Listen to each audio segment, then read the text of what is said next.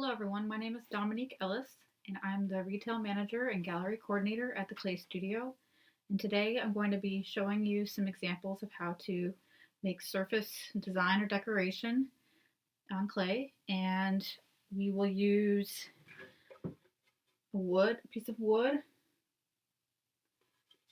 We're going to need to use a glue gun and different kinds of glue sticks. Note cards are going to be very handy. And also, if you have some tiles at home, that might be good to kind of play with. Some string, something to scrape with. And I'm calling this a little bit of ceramic Mad Lib. So I have pulled aside some nouns, some adjectives, and some verbs to help with the prompts. And I'm heavily inspired by this Philadelphia brick right here that is from Susquehanna and Frankfurt. It is a pressed brick that is giving me inspiration for my first drawing. So I'm going to use on one side woodcut and on the other side I'm going to use a glue gun. So I've already drawn this out. And I guess before I get started, while my heat gun is warming up, talk about a couple things. So you might have different things laying around the house. I happen to have some old typeset that has made some really great textures. So I have this bisque piece that I pressed in when it was wet and made patterns from. And this makes a really great surface for giving another kind of relief. Same thing also with, an X. X makes a great pattern. And sometimes you want to use these tiles for the finished product or finished texture with a glaze on it. And sometimes you're going to use them as press molds. Other techniques that people use, I sometimes do silk screening onto clay. And a finished piece might look like that with a glaze on top of it. There is an infinite possibility of how you can treat the surface. And sometimes you don't have access to printmaking equipment or silk screens or even these typeset. I'm going to show some different ways to get inspired and how to kind of build up a surface of either a wood block or kind of a sturdy piece of masonite. You need something that's going to be able to withstand some pressure. So cardboard is great if you are wanting to kind of test out how to make a surface with the glue gun, but it's not going to last a long time. So I tend to use gesso as a way of protecting the surface, especially for the wood block, or even shellac might be another. So as now I'm getting ready, I will, another thing before I get started, you don't have any ideas, this is a great resource for just starting somewhere. I found this Victorian brick pattern was inspired by a Greek form by looking at this great book called The Grammar of Ornament. If you need prompts, that's also something to think about. As I am getting ready to start the first portion, I'm going to, I drew on my piece on wood and slowly. Next, I'm going to glue. So what I'm wanting to do is follow all the areas that are black. So I'm just going to fill that section up. And mostly this drawing is helping me just as a guideline to know where my drawing is. And I'm squeezing pretty hard on this glue gun. There's going to be some texture inside it.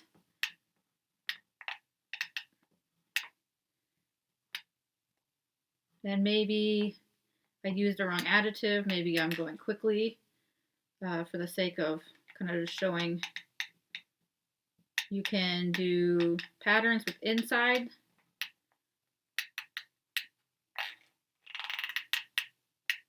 And once you have your whole design filled in, the next thing you're going to want to do is to let that dry completely.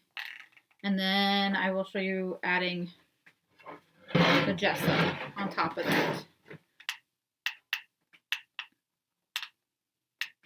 If you don't have a glue gun at home, you can also do this similarly with building up with an Elmer's glue. What I like about the hot with the glue gun is that it can get a little bit more faster coverage. And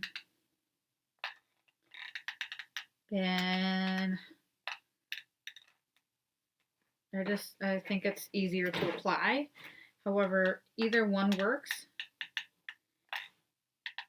So basically, in printmaking terms, this would be called kind of similar to a collagraph. And I like to do all my gluing at the same time. So if I've got an idea running in my head, I'm going to try to do all the gluing first, and then I'm going to move on to the next step. Okay, so that part's done. And you can kind of see that surface. You notice I don't have a lot of detail. I went for kind of a larger pattern, not just inspired by this brick, but also thinking about how the pattern of the clay will go on top of it.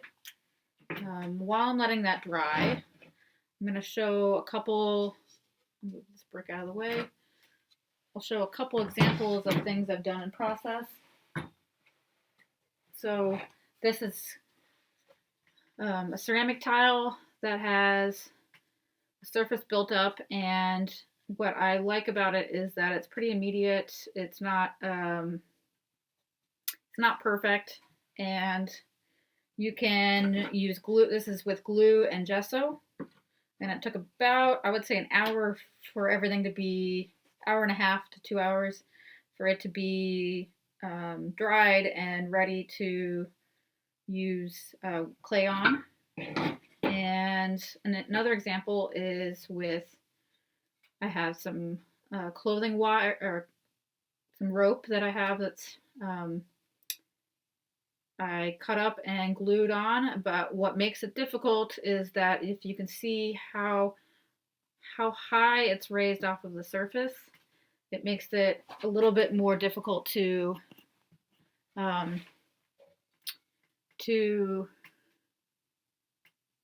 for the clay to take that high of a relief. So what I would do with this tile is go back in and add more kind of build up within these negative spaces so that it's closer to the width of the rope. So another example is, got this, while I'm waiting, I've got this awesome Trader Joe's coffee can that I am going to also do some gluing on, and perhaps I'm going to do the gluing quickly, and then I might scrape away some texture afterwards. Okay, so same thing on here. I might get a new glue stick, and everyone can see, I'm going to do a whole bunch of lines.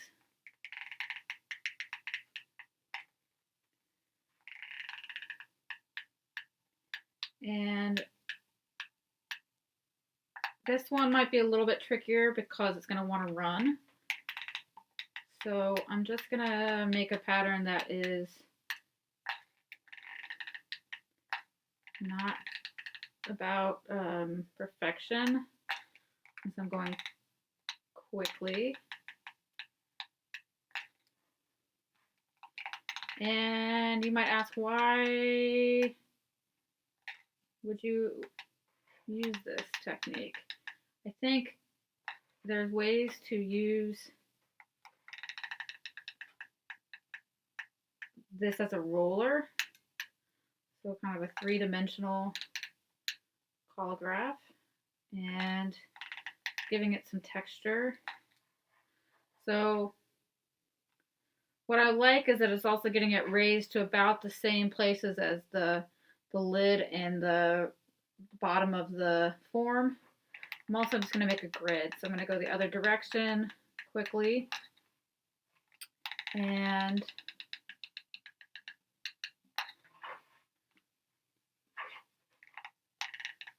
do be careful with your glue gun at home. Make sure that if it's, when you're done with it, to unplug it and to keep away from kids. Okay, so I'm almost out of this, and it actually holds its form pretty quickly. Okay, and just making a nice grid. And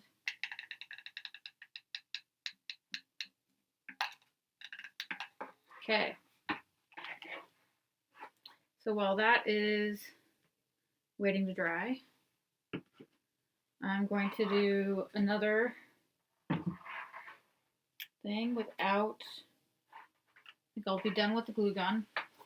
I'm going to unplug it, and my next step is to do some gesso.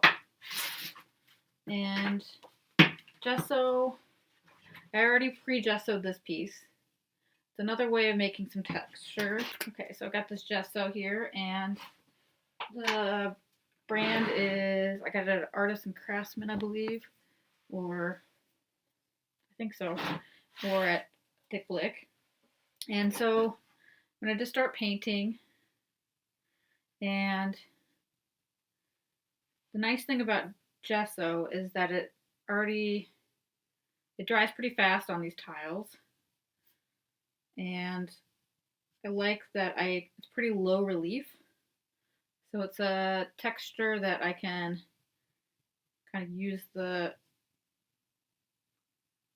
gesso as a glue if I have some other kinds of forms that I want to glue to the surface.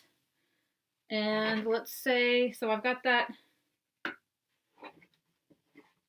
on the surface, and what I want to do is just scrape some sort of design into it.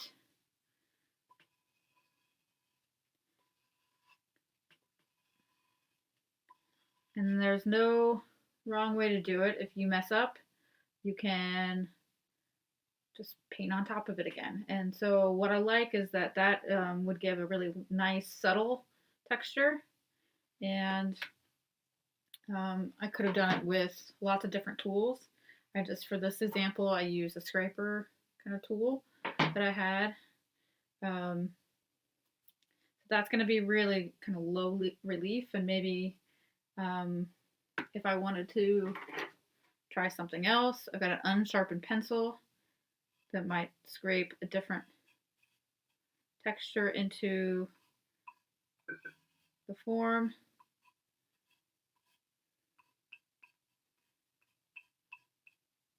So I'm drawing pretty quickly. Okay, so then I'm going to let that dry. And let that dry. Now we're ready to kind of try out some of these textures. So I take just a little bit of clay because I want to try it out. And also I don't want to waste too much clay. So I might take my first piece that's here and get the clay a little bit thinner, and maybe I even roll it out. And I'm using a stoneware, 259, that we use at the clay studio, so it's a nice kind of toasty brown in the gas kiln.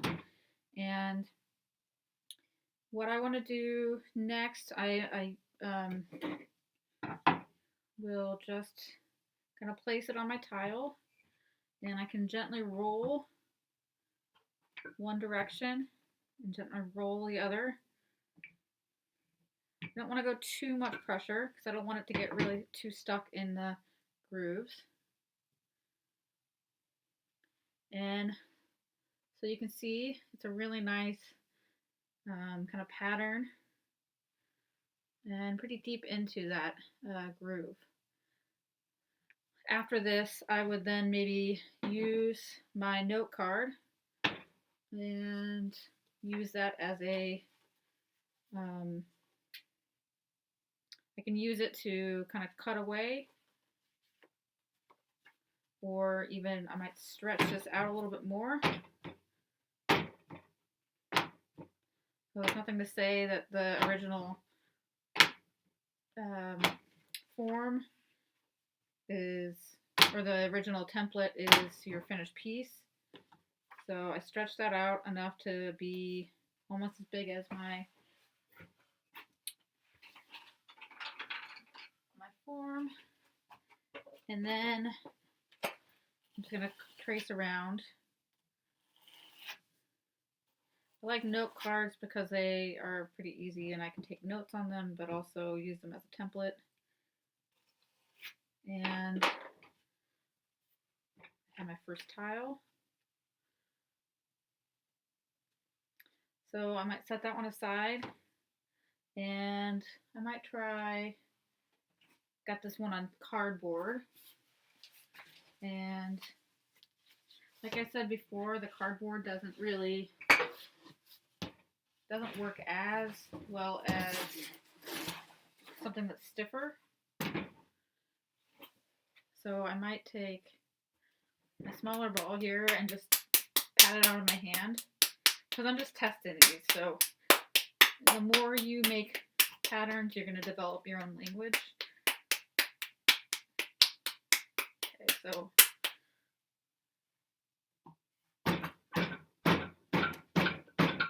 pound on cardboard, gesso.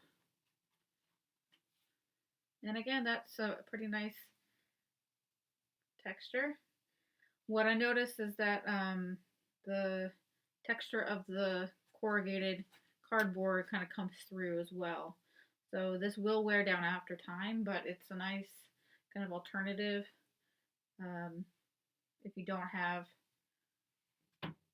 a hard surface lying around. And to try the rope, so I'll kind of just show. So my rope piece, just to kind of demonstrate, maybe I'll use the rolling pin, and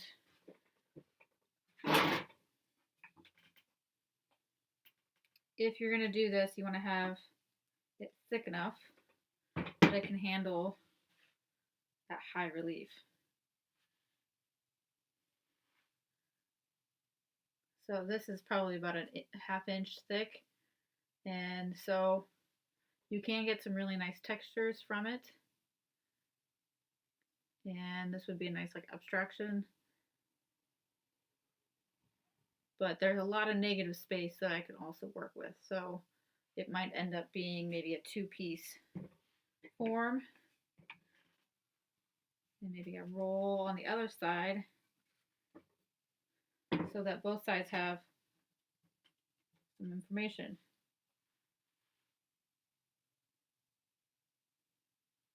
Okay. And there's nothing to say that you can't continue to build up these forms too. You know, this might be just a starting point, but then I can add more to it.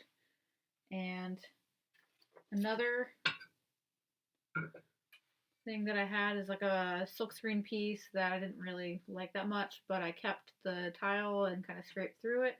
So maybe there might be some information on this tile that will maybe make a new tool for me. So maybe I'll make it into kind of a round form here and roll the whole form.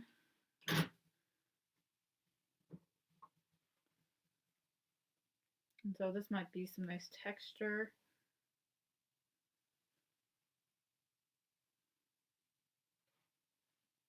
You could also, it could, you know, might be a nice stamp. So lots of really great ways to make texture. Now I'm going to come back to my, I'll do it on the other side of this.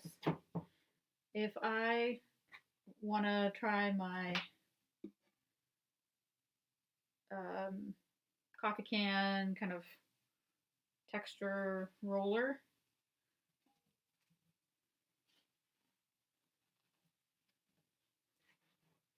again, that worked really nicely. I didn't have to use gesso on top of it.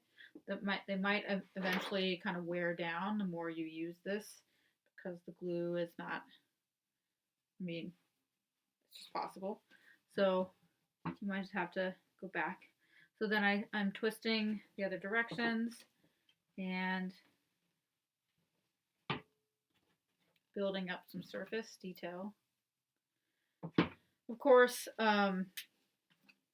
this is where it's good to try different kinds of glues.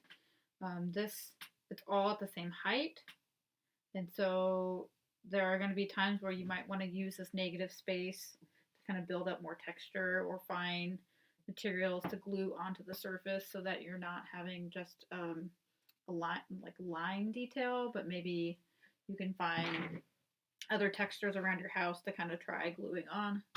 And for the final step for this demo, I want to just talk about the carving and also finish the gesso. And carving tools don't just have to be wood carving tools. So I've got some tools that I've had since I was probably 20. They're not the sharpest, but what I am interested in is trying to give some different details. So I might, I marked with an X on this side where I'm going to carve away. And the important thing about using carving tools is that you are going away from yourself, not towards yourself. So if your tools aren't sharp, you are more likely to hurt yourself. So I'm trying to find which one of these tools is going to be my best for cutting. And again, going away from myself. And I've already kind of pre-cut some of these, so I can show you on the other side of this tile here. I'm going to just roll some clay back up. And again, you would have a roll of clay that goes over this whole piece. So maybe I want to keep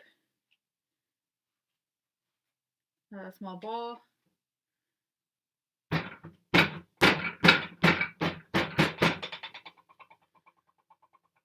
And that creates a nice line detail that is different than the glue texture. And something to play with.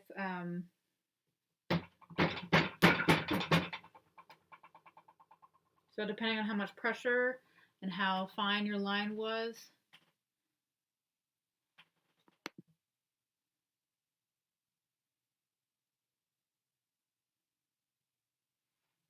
okay, so the last thing checking to see if the glue is ready for gesso. And you can, again, like I did with the coffee can, you can also go right on top of here. But if it's not quite dry, you're gonna tear the clay. So, and some of this is at different heights. So I think I'm just gonna apply the gesso on this part and then, okay, so for the finale,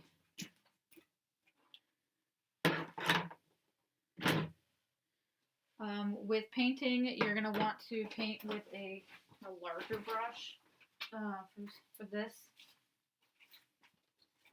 So I've got a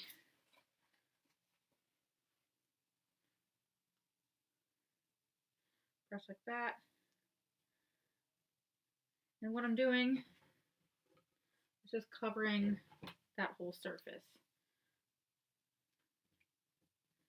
And like I said, it'll take a little bit of time for it to dry. And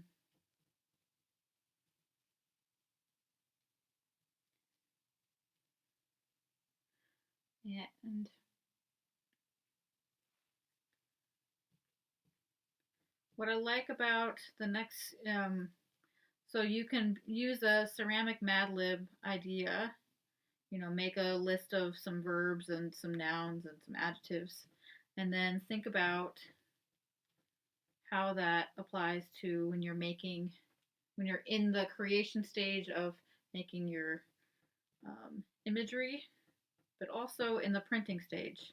When you're building and constructing, you can start to use different word combinations together to help kind of open up your visual language.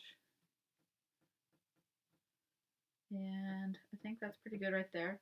So then I would just let that dry. And you can see, because I went really quickly, some of the areas are filled in and some are a little bit more gestural, and that might end up being a really nice additive to how I take this surface and make it into a form. I just want to thank you all for watching today, and I hope that you learned some new ideas of how to use a glue gun and some gesso, and how to make some textures that you can use in your ceramic work or even in your printmaking work. I know much of what I think about is a combination between the printmaking and the ceramic world, and I love surface, so thank you for joining.